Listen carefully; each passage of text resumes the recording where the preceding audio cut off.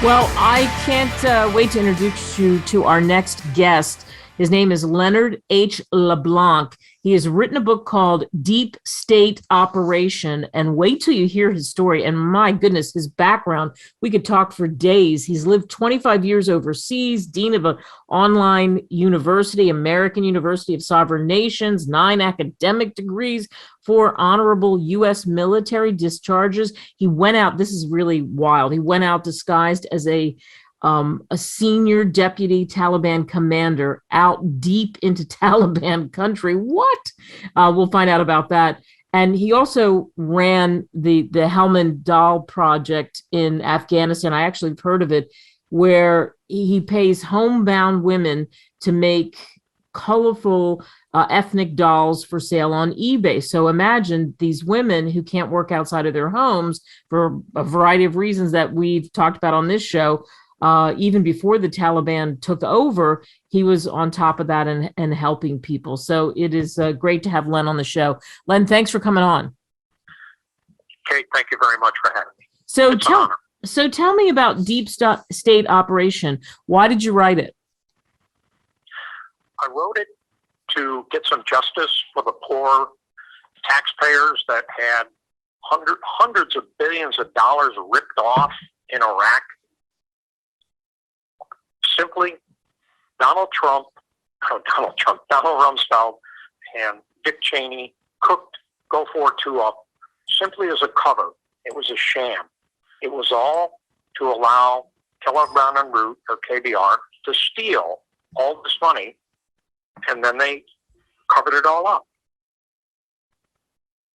And, well, obviously, what do you think the reasons are that people just given up on knowing more about it, learning more?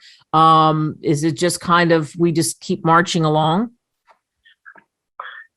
Part of it is what the press, and I've been to more than a few people, have said. It's ancient history. It's too complex. It's too hard. It's just water under the dam. We've had many other things, many other problems since then, obviously. But I think it's the greatest unsolved mystery in U.S. history.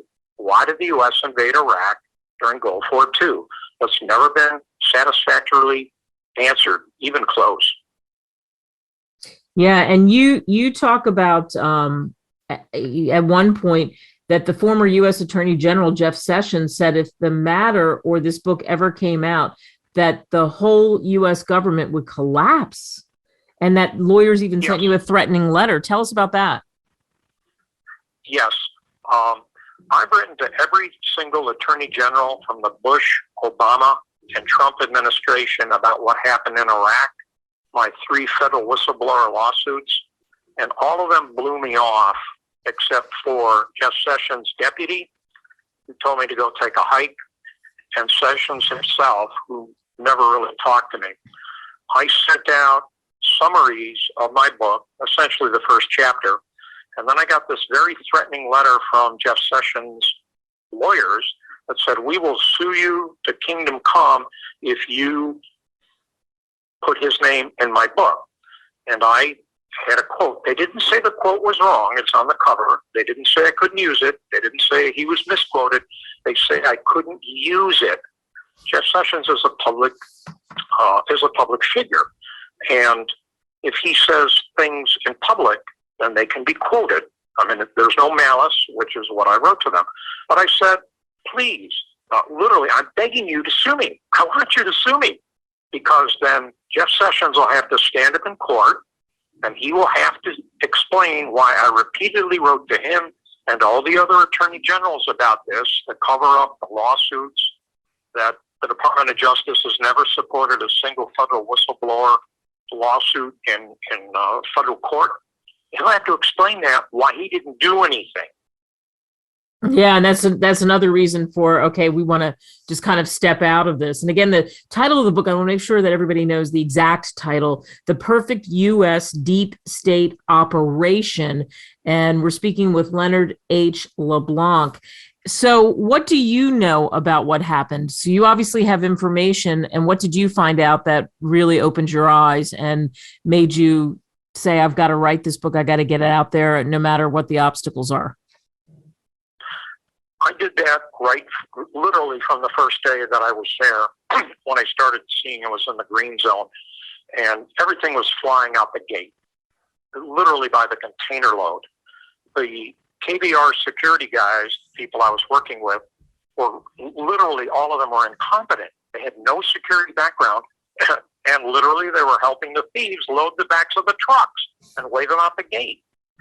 We found out through honest people, other contacts, that the KBR people and the Iraqi people that worked on the bases were stealing everything and then selling the goods off to 100,000 theft ring man called the Hawasim.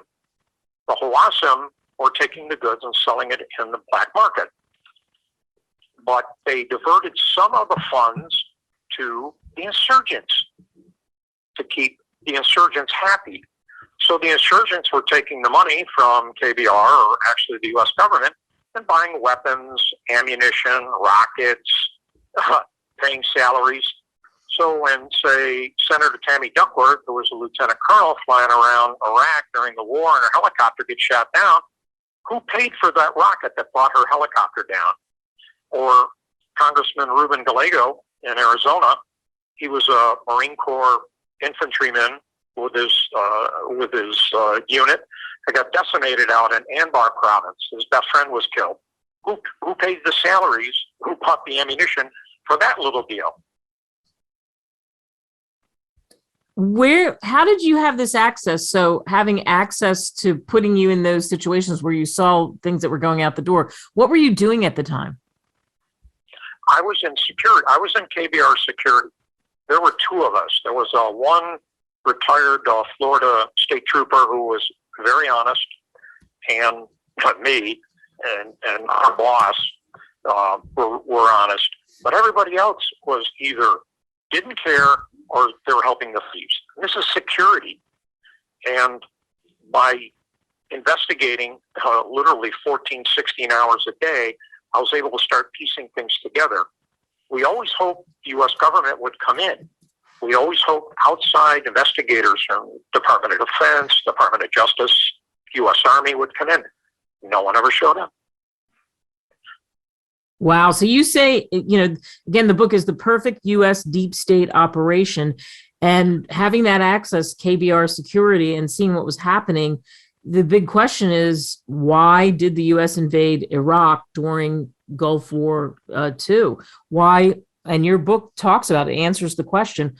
If you were to sum it up, and of course everybody can read all those details, what would you sum it up to?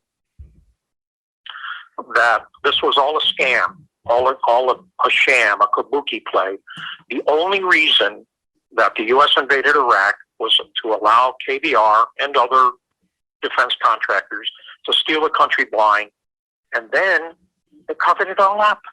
They covered the investigations up, both the Department of Defense and the Department of Justice. Nothing was done.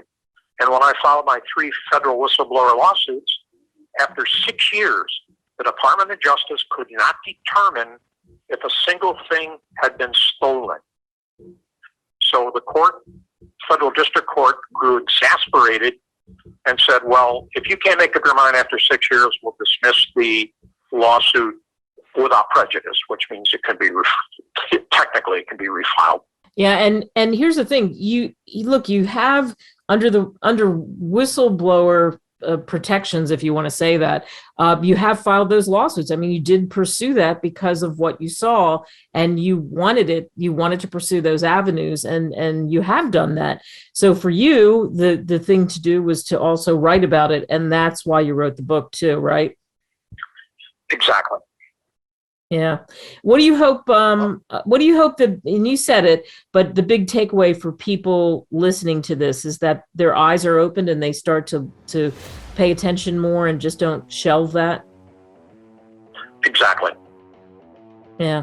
And that's what I think. And you have explanations, and you go deeper, obviously, into the book, which you can get on Amazon. The book is called The Perfect U.S. Deep State Operation. Len, thanks so much for coming on the show. Kate, thank you very much for having me. I sincerely appreciate your support and at least listening to my tale of woe. Thanks, Len.